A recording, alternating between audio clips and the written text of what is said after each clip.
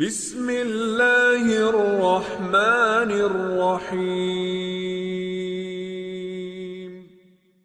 اور سب سے پہلے کہ اللہ تبارک و تعالیٰ کا ذکر کتنا دلوں کا قرار ہے، اس حوالے سے بھی ذکر اللہ کے حوالے سے بھی چند باتیں آپ کی گوش گزار کروں گا، اور پھر کہ انسان اللہ کے ذکر سے غافل کیوں ہے، اور اللہ کے ذکر سے انسان جب غافل ہو جائے تو پھر کیا ہوتا ہے، اس حوالے سے تو آج کا ہمارا عنوان گفتگو ہے انسان کی غفلت۔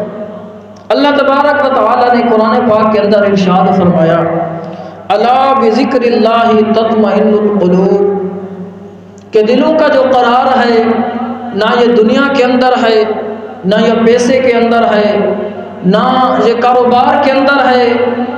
اگر دلوں کا قرار ہے تو فقط ایک چیز ہے، وہ اللہ کا ذکر ہے۔ الا بذکر اللہ تطمئن القلوب، کہ دلوں کا قرار صرف اور صرف اللہ کے ذکر کے اندر ہے۔ تو اللہ کا ذکر یہ بہت بڑی چیز ہے۔ حجت الاسلام امام غزالی علیہ رحمہ اپنی مشہور کتاب مکاشفۃ القلوب کے اندر تحریر فرماتے ہیں کہ ایک شخص تھا، نیک پارسا شخص تھا، اور وہ اس دنیا سے چلا گیا۔ جب دنیا سے چلا گیا تو خواب کے اندر اس کے شاگردوں نے اس کی زیارت کی، اور شاگردوں نے پوچھا کہ تجھے استاد محترم کس چیز کی حاجت، کس چیز کی حسرت ہے؟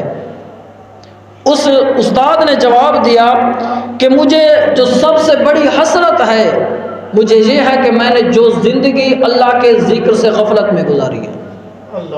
سب سے بڑی حسرت میری یہ ہے کہ مجھے جو غفلت ہوئی، اللہ کے ذکر سے غفلت ہوئی، اس کے اندر جو میری زندگی کے لمحات گزرے ہیں، مجھے سب سے بڑی حسرت